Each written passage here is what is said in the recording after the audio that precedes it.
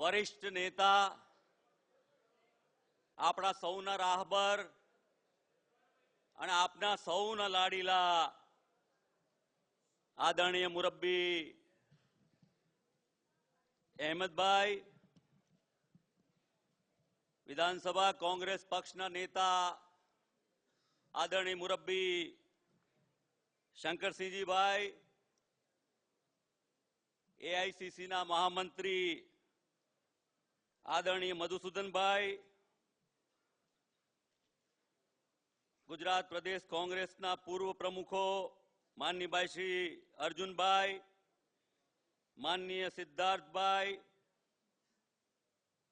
એઆઈસીસીના સેક્રેટરીઓ માનનીય સજ્જનસિંહજી, અશ્વિનીજી, માનનીય શ્રી શક્તિસિંહજી, ડોક્ટર તુષારભાઈ, માનનીય પરેશભાઈ, પ્રભાબેન, ઈર્ષાદભાઈ, મુરબ્બી પ્રવીણભાઈ, નરેશભાઈ, રવાણી સાહેબ, સૌ પ્રદેશ સમિતિના હોદ્દેદારો, મંચસ્થ આગેવાનો, ધારાસભ્યો, આપ સૌ કોંગ્રેસના મારા ભાઈઓ બહેનો અને મીડિયાના મિત્રો, આદરણીય શંકરસિંહજીએ વિધાનસભાના ધારાસભ્યો જેઓએ 1 માસનો એમનો પગાર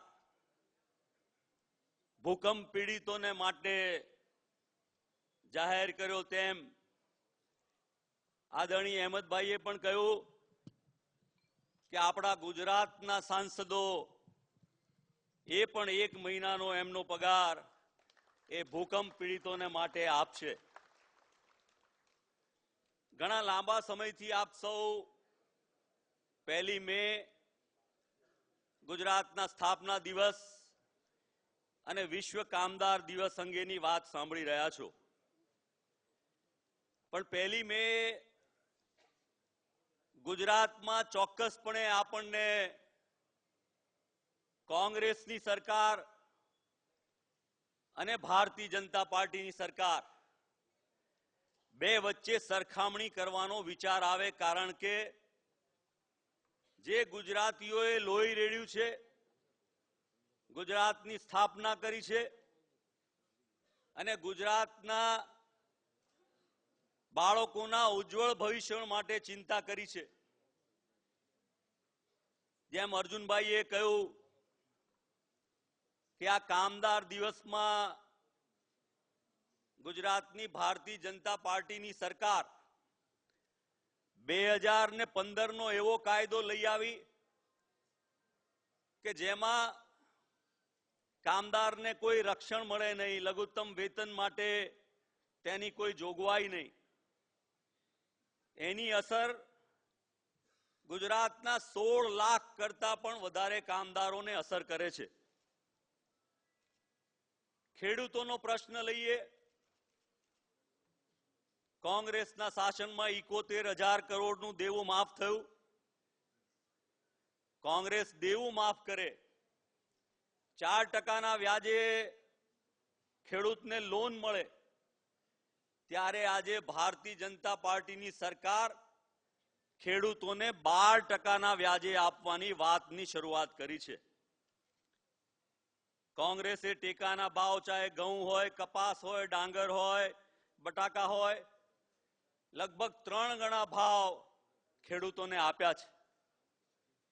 ત્યારે આજે ભાજપ સૌરાષ્ટ્રમાં જોવા જાઓ, ગુજરાતમાં જોવા જાઓ, ઘઉંની ખરીદી પણ કરતી નથી. 5 લાખ કરતા પણ વધારે વીજળીના કનેક્શન પેન્ડિંગ છે. આ ગુજરાતમાં 5,000 કરતા પણ વધારે ખેડૂતોએ આત્મહત્યા કરી છે. એમને શરમ આવવી જોઈએ. પાક વીમો ચૂકવાતો નથી, ખાતર મળતું નથી, કાળા બજાર થાય છે, કુદરતી આફત, વરસાદ પડ્યો, માવઠું પડ્યું, કરા પડ્યા, સર્વે થતો નથી, એના ફોર્મ પણ મળતા નથી. જે નર્મદાનો ગુજરાતમાં ભાજપની 20 વર્ષથી સરકાર છે, 20% કેનાલોનું પણ કામ થયું નથી.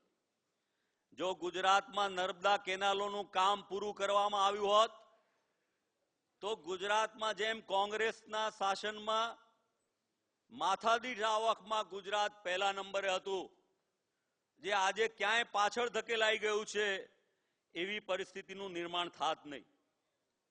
નર્મદાના પીવાના પાણી ઠેઠ કચ્છ સુધી પહોંચે, સૌરાષ્ટ્રમાં પહોંચે એવી વાતો કરનારા લોકો આજે 30% વિસ્તારમાં પણ પાણી પૂરું પાડી શક્યા નથી. ખેડૂતોની જમીન સંપાદનનો કાયદો 2013નો કોંગ્રેસનો હતો. એ અંગે વિસ્તૃત માહિતી આપને છે અને પત્રિકાઓ પણ આપને પહોંચાડવામાં આવશે. ત્યારે ગૌચરની જમીનો પણ ઉદ્યોગપતિઓને આપવાનું કામ કરે. ભાવનગરનો જ દાખલો લઈએ કે હાઉસિંગ માટે જમીન સંપાદન કર્યા પછી એ જમીનની વધારાની જમીન જાહેર હરાજી કરી અને મળતિયાઓને આપી દેવાનું કામ આ ભારતીય જનતા પાર્ટી કરી રહી છે. વીજળીની બાબત લઈએ તો વીજળી આખા દેશમાં મોંઘી. કોંગ્રેસના શાસનમાં જે વીજળીનું ઉત્પાદન થતું હતું એનાથી સહેજ પણ વધારે ઉત્પાદન કર્યા સિવાય ખાનગી કંપનીઓને વીજળીનું ઉત્પાદનનું કામ સોંપ્યું છે, જેના કારણે આપણને મોંઘી વીજળી મળે છે.